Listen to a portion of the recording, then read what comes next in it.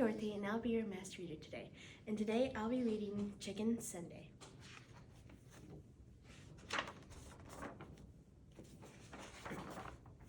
Stuart and Winston were my neighbors. They were my brothers by a solemn ceremony we had performed in their backyard one summer.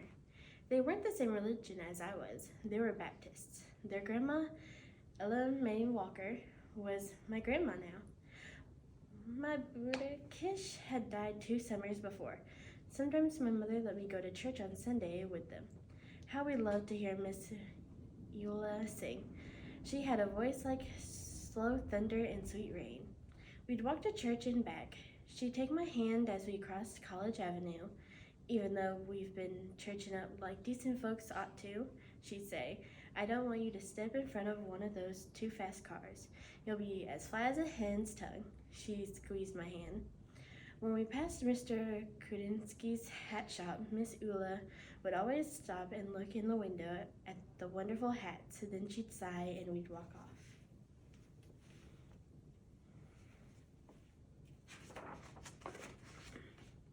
We called those Sundays Chicken Sundays because Miss Eula almost always fried chicken for dinner. They'd be collard greens with bacon, a big pot of Hoppin' John, corn on the cob, and fried spoon bread. One Sunday at the table, we watched her paper fan flutter back and forth, pulling moist chicken fried air along with it. She took a deep breath. Her skin glowed as she smiled. Then she told us something we already knew. That Easter bonnet in Mr. Kudinsky's window is the most beautiful I have ever did see, she said thoughtfully. The 3 of us exchanged looks. We wanted to get her that hat more than anything in the world.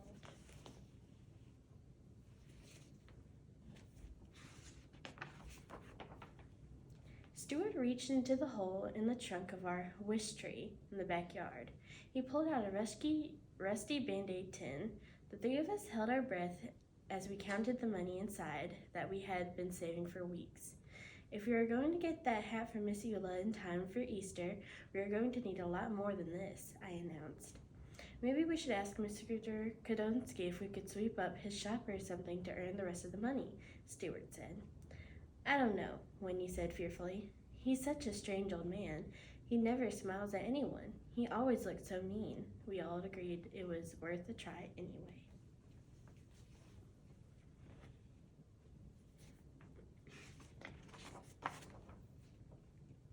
The next day, we took a shortcut down the alley in back of the hat shop.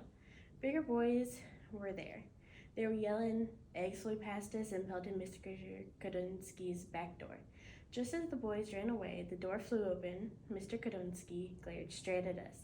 You there, he yelled. Why do you kids do things like this? It wasn't us, Stuart tried to say, but Mr. Kudinsky wouldn't listen to us. All I want to do is live my life in peace. I'm calling your grandmother, he shouted as he wagged his fingers in Stuart's face.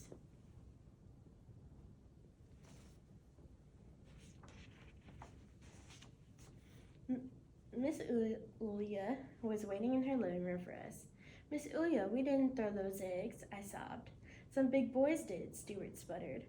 What were you doing at the back of his shop in the first place? She asked. We knew that we couldn't tell her the truth, so we just stood there and cried. She looked at us for a long while.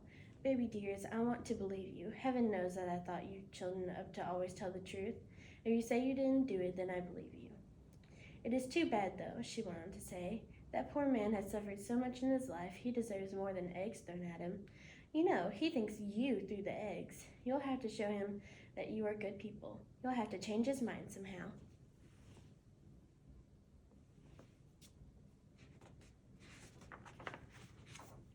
In the kitchen the next day, we thought and thought.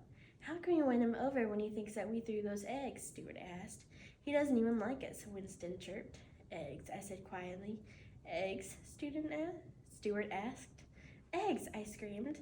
I went to the kitchen drawer and took out a lump of beeswax, a candle, a small funnel with a wooden handle, and some packets of yellow, red, and black dye.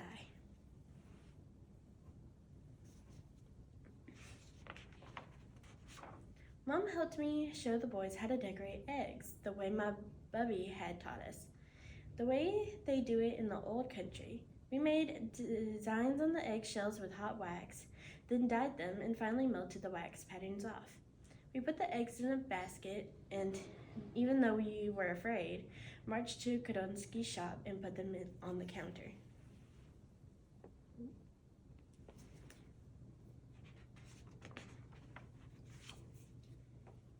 He raised his eyebrows and glowered at us. Then his eyes dropped to the basket. Sashiba, he said softly. That means thank you in Russian. Spanky eggs, he said as he looked closely. I haven't seen these since I left my homeland. We didn't throw those eggs at your door, Mr. Kodonsky, we told him. He looked at us for a minute. Well then, you have great courage to be here. Chupska, you have chupska. Then his eyes glistened and his mouth curled into a warm smile. Come have some tea with me.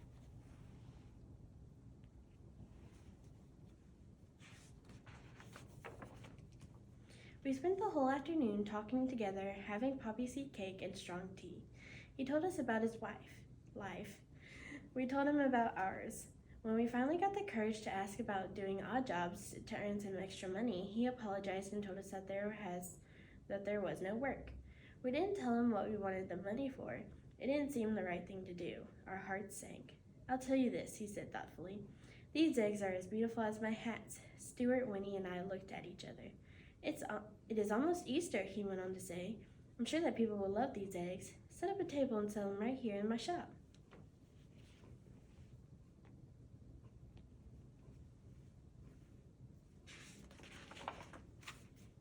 For the next few days, we worked very hard. We made almost a dozen spanky eggs.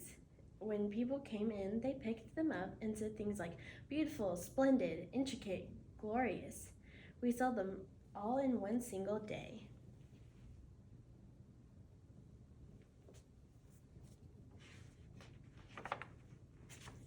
That afternoon, when all the eggs were gone, we counted our money.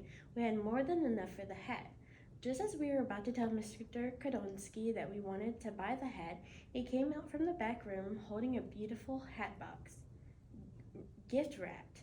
Keep your money, children, he said softly. I have seen Miss Ilya admire this. It is for her, isn't it? Tell her that I know you are very good children, such good children.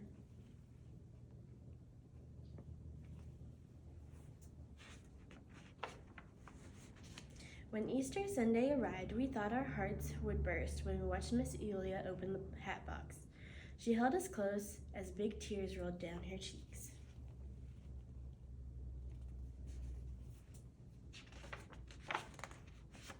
Our hearts sang along with the choir that Sunday. She looked so beautiful in that hat. When it was time for her solo, we knew that she was singing just for us. Her voice was like slow thunder and sweet rain.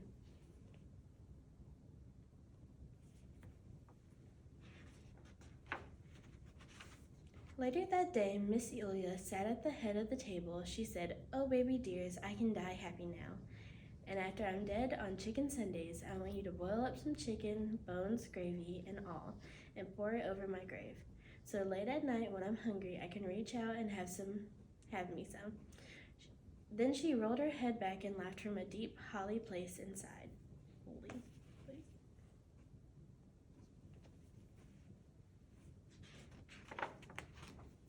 Winston, sweetheart, and I are grown up now. Our old neighborhood has changed some, yet it's still familiar too. The freeway rumbles over the spot where Mr. Kodonsky's shop once stood. I think of him often in his glorious hats. We lost Miss Ilya some time back, but every year we take some chicken soup up to Mountain View Cemetery and do just as she asked. Sometimes when we are especially quiet inside, we can hear singing, a voice that sounds like slow thunder and sweet rain.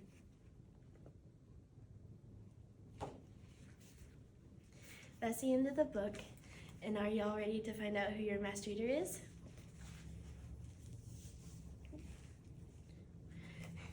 It's stuck in my hair. I'm Lily Clements from Houston County High School, and I'm a 12th grader. I hope you all had a good read, and hope you have a good rest of your day.